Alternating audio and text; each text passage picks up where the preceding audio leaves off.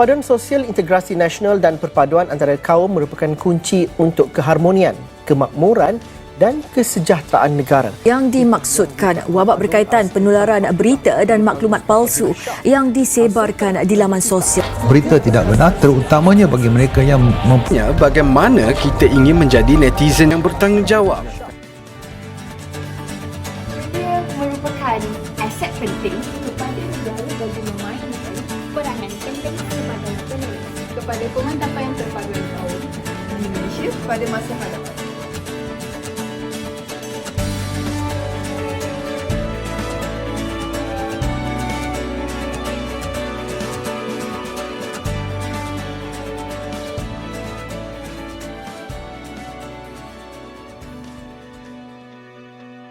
Membina perpaduan ambil masa, meruntuhkan sekelip mata. Sebuah tajuk artikel berita harian yang menarik perhatian kami maknanya yang amat mendalam. Malaysia terkenal sebagai sebuah negara yang kaya dengan pelbagaian bangsa, agama dan budaya. Sebenarnya, pentingkah kesepaduan nasional dipupuk dalam kalangan kita? Melihat kepada dasar keselamatan negara 2021-2025 yang memfokuskan kepada usaha negara dalam mengekang penindasan berbentuk fizikal maupun mental daripada berlaku terhadap Malaysia, kesepaduan nasional merupakan nilai teras keselamatan negara ketiga daripada 9 nilai. Ini menunjukkan betapa pentingnya perpaduan dalam kehidupan juga masa depan generasi kita. Pelbagai cara boleh dilakukan demi memupuk semangat ini. Tetapi, apakah cara terbaik bagi memupuk usaha ini? Menteri Besar Selangor yang berbahagia Amir Syari mengatakan bahawa media massa ataupun media baharu berperanan untuk memupuk perpaduan sekaligus mengekalkan keamanan negara. Media baharu sebenarnya merupakan pengaruh besar dalam sesuatu bidang maupun pengetahuan. Maka di sini kita akan membincangkan bagaimana media baharu mampu membangunkan dan memperkukuhkan kesepaduan nasional serta cabaran yang dihadapi dalam memperkasakan usaha ini demi keunggulan Malaysia. Kemajuan dalam teknologi telah memberi kesan yang besar kepada industri media selama ini memberi pembangunan dan memperkukuhkan kesepaduan nasional yang bercakap dengan media lama merujuk kepada bentuk media tradisional seperti buku, majalah, surat khabar, televisyen dan radio yang digunakan untuk menyampaikan maklumat dalam bentuk bertulis atau langsung. Media baharu juga boleh ditarifkan sebagai kaedah elektronik untuk menyampaikan atau menghantar maklumat dan ia juga boleh dilihat sebagai konsep atau idea menggunakan dan memanipulasi media konvensional dengan cara yang baru. Media baharu memainkan peranan penting dan bertanggungjawab dalam memupuk perpaduan dan mendukung keamanan berkekalan di mana-mana negara.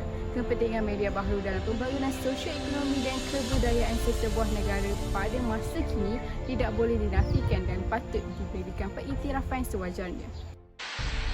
Malaysia adalah negara yang kaya dengan kebudayaan dan kaum. Melalui media baharu, negara Malaysia dapat dijadikan contoh yang baik kepada khalayak ramai.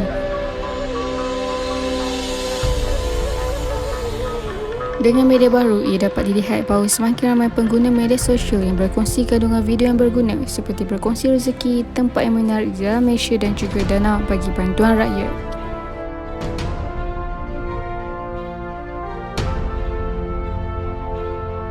Namun begitu, jika dapat dilihat pada awal tahun 2020, COVID-19 telah melanda di negara Malaysia. Situasi ini menyebabkan banyak nyawa telah diragut dan kesepaduan nasional di antara setiap rakyat Malaysia dapat dilihat melalui media baharu. Mereka bukan sahaja menggunakannya untuk berkomunikasi tetapi juga untuk berkongsi info dan maklumat. #Kita Jaga Kita telah digunakan di sosial media tidak kira kaum dan budaya. Media baru juga boleh dijadikan sebagai pencetus transformasi politik dan demokrasi. Ini kerana pengguna, khususnya golongan belia, mampu memberi kritikan membina terhadap perjalanan politik dan pentadbiran kerajaan supaya bebas daripada unsur-unsur negatif seperti rasuah dan salah guna kuasa. Media baharu mempunyai sifat provokatif dan terbuka dalam menyampaikan maklumat yang berguna. setiap sesuatu yang dicipta pasti ada kesannya, tidak kira sama ada kesan baik maupun buruk. Begitu juga dengan media baharu. Saya di sini ingin berkongsi serba sedikit tentang kesan media baharu terhadap pembangunan dan perkukuhan Kesatuan Nasional. Yang pertama, media baharu dijadikan sebagai saluran penyampaian dakwah agama, termasuklah agama Islam, Hindu, Buddha dan Kristian. Dakwah merupakan satu kewajipan ke atas setiap individu dalam usaha mengangkat martabat agama di seluruh dunia, terutamanya agama Islam. Kebaikan yang boleh diperoleh ialah masyarakat daripada agama lain dapat mengambil tahu serba sedikit mengenai agama-agama yang ada di dalam sesebuah negara yang didiami. Selain itu, media sosial adalah satu aplikasi yang menyumbang kepada media baharu. Kamus Dewan telah mentakdirkan bahawa media sosial sebagai perantaraan dan saluran komunikasi yang boleh menyampaikan maklumat dalam jangka masa yang pantas. Sebagai contoh, ketika dunia menghadapi COVID-19, masyarakat sentiasa menantikan pernyataan rasmi dan penting daripada Kementerian Kesihatan Malaysia supaya dapat mengetahui tentang kadar jumlah kes dan kematian yang dilaporkan. Namun, ia tidak dapat lari daripada kesan buruk, iaitu media sosial boleh merosakkan pemikiran dan mentaliti masyarakat kerana mempunyai maklumat-maklumat yang berisiko yang boleh menjadi punca kepada depresi, kecenderungan mencederakan diri dan cubaan membunuh diri. Di samping itu, media sosial juga memberi peluang kepada golongan cyberbully dan penipu atas talian untuk menjalankan tugas mereka secara berleluasa. Seterusnya, saya akan menceritakan cabaran media baharu dalam memperkukuhkan kesepaduan nasional.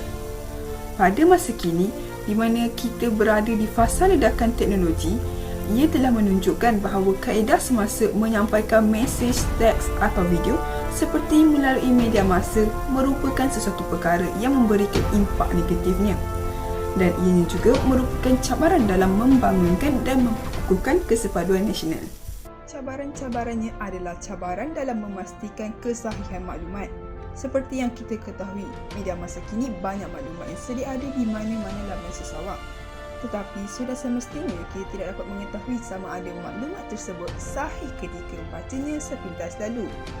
Terutamanya dalam soal ilmu keagamaan maupun kebudayaan sesuatu kaum. Sudah tentu kita perlu memastikan kebenarannya terlebih dahulu untuk mengelakkan perbalahan antara pelbagai kaum terjadi hanya disebabkan oleh maklumat yang tidak sahih itu.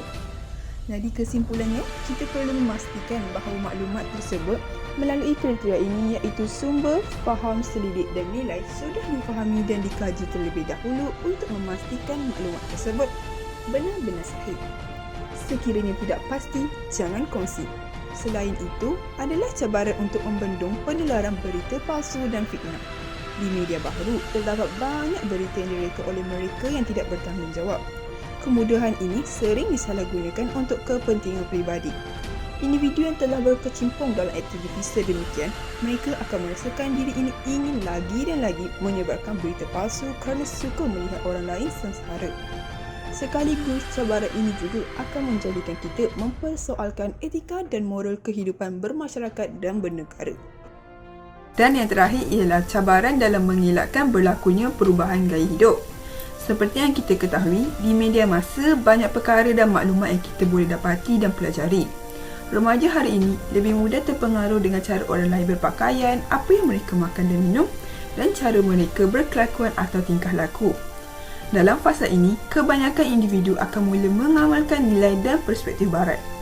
Ini boleh menyebabkan mereka menyerap beberapa aspek negatif budaya barat, lalu melupakan tradisi atau cara hidup yang sepatutnya.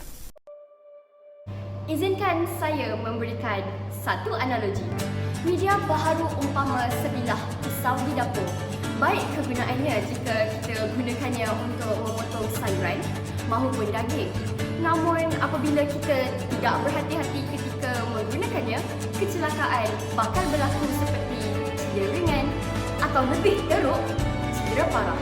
Media baharu merupakan satu medium utama masa kini yang kami yakini mampu memberi impak dan pengaruh tinggi terhadap minda masyarakat kita jika digunakannya dengan objektif yang benar.